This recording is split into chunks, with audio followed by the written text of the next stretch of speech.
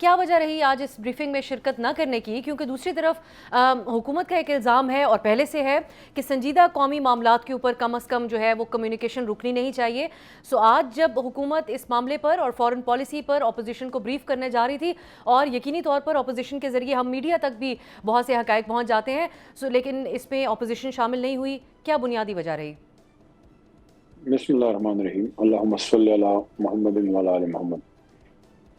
National issues پہ پوری قوم ایک ہے، چاہے حکومت ہو چاہے اپوزیشن ہو، پاکستان کی سلامتی ہو، ملک کا دفاع ہو، اس میں کوئی ایف اینڈ بٹس نہیں ہے. لیکن ہر کام کے کرنے کے کوئی طریقے ہوتے ہیں، اور یہ اگر حکومت چاہتی تھی کہ ہم کھٹے مل کے بیٹھیں تو اپوزیشن نے تو یہ مطالبہ پہلے ہی کیا تھا.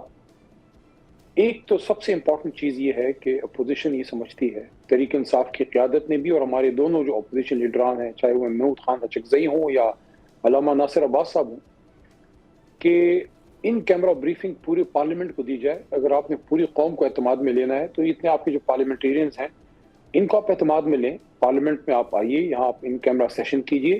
اور دوسری بات یہ ہے کہ اگر آپ تحریک انصاف کے ساتھ ایک اپوزیشن کے ساتھ ایک ورکنگ ریلیشن شپ بنانا چاہتے ہیں، اور ہم بھی چاہتے ہیں کہ نیشنل ایشوز پہ ہم بیٹھیں، تو پھر آپ عمران خان صاحب جو ہمارے لیڈر ہیں ان کو مائنس کر کے دیوار میں چنوا کے جیل میں ڈال کے ہم سے یہ توقع کریں کہ ہم بالکل ان کو بھول جائیں اور آپ کے ساتھ بیٹھ جائیں، یہ ممکن ہے؟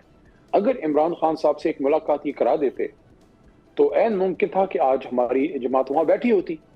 لیکن یہ ذمہ داری تو حکومت کی ہے کہ معاملات کو وہ ٹھیک کرے، ماحول کو کنڈیسیو بنائے.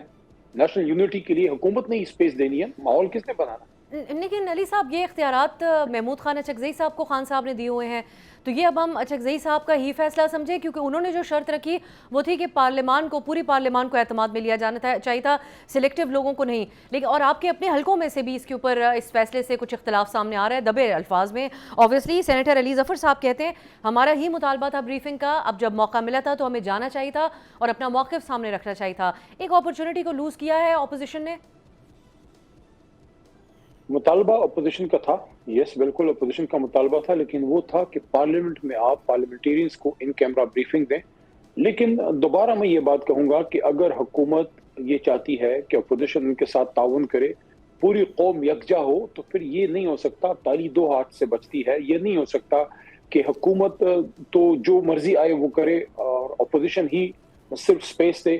پاک بھارت جنگ کے دوران تحریک انصاف نے ایک مثالی کردار، اپوزیشن نے کردار ادا کیا. عمران خان صاحب نے جیل کے اندر سے بڑی سخت میسیجنگ کی، دشمن ملک بھارت کے بارے میں نام لے کے مودی کو انہوں نے پکارا، وہاں سے چیلنج کیا. حالانکہ ہمت نہیں تھی نہ موجودہ وزیر اعظم میں، نہ صدر مملکت میں، اور نہ سابق وزیر اعظم نواز شریف صاحب میں. ان کے ان دنوں کے ٹویٹر پروفائل اٹھا کے دیکھ لیں، ایسی خاموشی ہے جیسے موت کی تاریکی. خاموشی، کسی کے منہ پہ لفظ مودی نہیں تھا. ہم کھڑے تھے، ہم نے کسی پہ احسان نہیں کیا، ہم اپنے ملک کے ساتھ کھڑے رہے، اپنی پاک افواج کے ساتھ کھڑے رہے. لیکن اس کے بعد آپ دیکھیں کہ ہمارے ساتھ کیا کیا گیا. تو اگر ہم ملک میں نیشنل یونٹی چاہتے ہیں تو وہ پھر ذمہ داری صرف اپوزیشن کی نہیں ہے، کچھ ذمہ داری بلکہ زیادہ ذمہ داری حکومت کی بنتی ہے. اس پہ حکومت اگر ساتھ اس پروگرام میں شریک ہوتی تو ان کے پاس بھی اس پہ ریبٹلز ہوتے. آپ کے دور حکومت میں خان صاحب کا خود ان بریفنگز کے اندر نہ آنا، اپوزیشن سے ہاتھ نہ ملانا، اور اس وقت جب بھارت سے جنگ کا ایک خطرہ تھا تو خان صاحب نے خود ہی ایک طرح سے ہاتھ کھڑے کر دیے تھے، یہ کہتے ہوئے کہ یہ لوگ کیا چاہتے ہیں کہ میں مودی سے جنگ کر لوں. اس کا کریڈٹ موجودہ حکومت لیتی ہے کہ ہم نے بہادری سے بھارت کا مقابلہ کیا. اب علی صاحب، عمران خان صاحب سے ملاقات کا جو معاملہ ہے، زیادہ بہتر نہ ہوتا کہ اگر آج اس بریفنگ میں جاتے اور کل کو راستہ نکلتا خان صاحب سے ملاقات کا تو اس کے اندر حکومت کا موقف سامنے رکھتے ہوئے ان سے ان کے خیالات جان کر پی ٹی آئی اپنے فیصلہ سازی کرتی. سو ملاقات کے لیے کے حوالے سے بھی ایک راستہ، یا راستہ نہ بھی نکلتا لیکن ایک صورتحال ضرور ہوتی کہ پی ٹی آئی کے پاس انفارمیشن ہوتی جو ان کے سامنے رکھی جا سکے. دیکھیں، پہلے تو جو آپ نے کمنٹ کیا اس پر میں جواب دے دوں کہ 1999 کے کارگل کے بعد پہلی بار اگر پاکستان نے بھارت کو چیلنج کیا اور ان کے طیارے مار گرائے تو پاکستان تھا، اور اس وقت وزیر اعظم عمران خان تھا. وہ جو بھارت نے ایک غلط فیصلہ کیا اس میں دنیا کے فورمز پہ جہاں بھی آپ کر سکتے تھے ہم نے اپنا کردار ادا کیا. آج کے وزیر اعظم شہباز شریف وہ سجیشن دے دیں یا ان دنوں دے دیتے یا آصف زرداری دے دیتے کہ کیا نیوکلیئر ملک پاکستان ایک نیوکلیئر ملک بھارت پہ ڈائریکٹ اٹیک کر دیتا. پارلیمنٹ میں یہ معاملہ ہم لے کے آئے، وہاں شہباز شریف صاحب بھی تھے، آصف زرداری صاحب بھی تھے، بلاول صاحب بھی تھے. ان میں سے کسی ایک نے یہ مشورہ دیا کہ بھارت پہ ڈائریکٹ اٹیک کریں؟ کسی نے بھی نہیں کہا. हमने सिफारती सतह पे जो आप कर सकते थे हमने किया, अक़वाम मुत्तहिदा में जाके अपना स्टैंड लिया और पूरी दुनिया में मोदी को हिटलर के मुतकाबिल बना के उसका नाम लेके हर जगह उसको क्रिटिसाइज किया और उसके खिलाफ हमने जो भी कर सकते थे हमने किया। आज तक हमारे मुल्क के वज़ीर आज़म चाहे शहबाज शरीफ हो या मियां नवाज शरीफ हो या आसिफ ज़रदारी सदर पाकिस्तान मौजूद जो है, अभी तक उन्होंने भारत के दुश्मन मुल्क के मोदी को उस तरह से नाम लेके तो सवाल ही पैदा नहीं होता, चैलेंज ही नहीं किया। पाक भारत जंग हो रही थी और इन पे मौत की खामोशी तारी थी। वो तो शुक्र करें कि आपके शाहीन फजा में लड़ रहे थे, पूरी कौम साथ थी। ये हुकूमत तो आज भी आप देखें जो ईरान पे हमला हुआ है और वहाँ जुल्म अजीम हुआ है, मजम्मत तो कर दें कि ईरान के साथ बुरा हुआ है, लेकिन इनको मौत पड़ती है अगर अमेरिका या इसराइल का ही नाम ले लें। इनके खुदा इनका ऊपर है या किधर है? आप किससे डरते हैं? आप किससे तवक्को करते हैं? अली साहब, ये जो पॉलिसी बताई गई है इसहाक डार साहब की तरफ से, जो पाकिस्तान की एक ओवरऑल अभी तक इस सारी सूरत हाल के ऊपर एक मोहतात बयानिया तो है, लेकिन डार साहब ने कल ये वाजे किया कि पाकिस्तान का एक किरदार भी बीच में रहा। सऊदी अरब के साथ जो डिफेंस मुआहदा है उसके तहत ईरान से बात की गई और उसके बाद सऊदी अरब में जो ईरान का रद्द अमल था वो हमें निस्बतन कम नज़र आया, ये उनका कल दावा था। जो आपकी इस जो मौजूदा पॉलिसी रही है पिछले 2-3 दिन के अंदर पाकिस्तान की, उसको कैसे देखते हैं? मैंने आज खुद कौमी असेंबली के फ्लोर पे ये बात की। हम भी कोई गैर जिम्मेदाराना बात तो नहीं कर रहे। हम तो यही कहते हैं कि पाकिस्तान ने कभी भी इस्लामिक उम्मा के बीच में, मुस्लिम उम्मा के बीच में अगर कोई मसला पड़ता है ईरान और अरब ममालिक के बीच में, हमने उनमें तस्फिया करना है, हमने उनमें मसालहत करनी है, हमने उनमें जोड़ पैदा करना है। हमने सऊदी अरब और बाकी जो अरब इस्लामी ममालिक हैं उनके साथ भी एक अपना रिलेशन रखना है और जो ईरान पे जुल्म हुआ है उसकी मजम्मत भी करनी है। तो yes, there has to be a nice balance, इससे तो कोई इनकार नहीं है। लेकिन इस बात में क्या अमर माने था कि आप मजम्मत करते, आप खुल के बात करते, आप खुल के बात करते कि जो इसराइल ने किया है, जो अमेरिका ने किया है, हम इसको सपोर्ट नहीं करते। हम किसी भी मुल्क में, चाहे वो कोई भी मुल्क हो, उसकी एयर स्पेस की वायलेशन, उसकी सॉवरेनिटी की वायलेशन, फिर वहां जाके इतनी बड़ी मजहबी शख्सियत को जो है वो शहीद कर देना, ये तो अल्लाह ना करे, माज़अल्लाह खुदा ना खास्ता ऐसा कोई हरकत अगर पोप के साथ करे तो क्या वेस्टर्न वर्ल्ड उसको बर्दाश्त करेगी?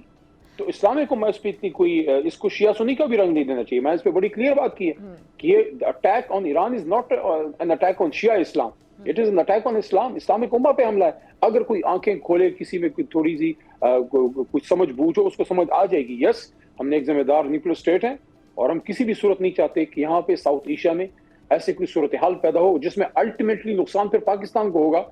अगर ईरान को नुकसान खुदा न खास्ता होता है, वह उनकी सॉवरेनिटी अगर खुदा न खास्ता कॉम्प्रोमाइज होती है, तो इसराइल तो आपके बॉर्डर पे आ जाएगा। तो यस, लेकिन इसको पुरजोर तरीके से, और आपने क्या यूनिटी पैदा करने की कोशिश की? अगर आप कहते हैं कि आए हमारे साथ मीटिंग में बैठे, तो क्या जो है आसमान टूट पड़ेगा? वो क्या करते हैं? तो आज ऑपोजिशन बैठती है। आप ये करते कि आप साबिक वज़ीर आज़म के साथ उनकी पार्टी लीडरशिप को 5-10 मिनट की मुलाकात करने देते। अगर आप चाहते हैं कि माहौल बने तो आप माहौल बनाए ना। ये कैसे हो सकता है कि आप हमारे लीडर को दीवार में चुनवाएं, उनको कहेंगे उसको तो भूल जाओ, उस भले आदमी को भूल जाओ, तुम आओ नेशनल यूनिटी में हमारे साथ बैठो। नेशनल यूनिटी का एक बुनियादी अकाई इमरान खान साहब है। दूसरा, आपने जो सवाल का दूसरा आंसर भी बड़ा इंपॉर्टेंट है। मैं हमेशा से ये बात करता हूँ, मैंने आज असेंबली के फ्लोर पे भी ये बात की है, पिछले इजलास में भी ये बात की है कि आप मुज़ाकरात से ही चीजों का हल निकालें, आप डायलॉग करें, नेशनल यूनिटी पैदा करें। लेकिन नेशनल यूनिटी हम किस तरह पैदा करें? कि आसमान से मनो सलवा की तरफ पे नेशनल यूनिटी उतरेगी? उसके लिए आपको इमरान खान को एंगेज करना पड़ेगा। अच्छा अली साहब, दो बातें अब आखिर में मैं चाहती अपने कंक्लूडिंग कमेंट्स में, अगर खान साहब से भी आप लोगों की मुलाकात और कम्युनिकेशन बहाल होती तो उनका इसराइल की इस हरदर्मी के ऊपर क्या बयान और मौक़िफ़ होता? उनका वही मौक़िफ़ होता है जिनका हमेशा से रहा है। वो इसराइल के खिलाफ है, हमेशा उम्मत मुस्लिमा के साथ खड़े रहे हैं।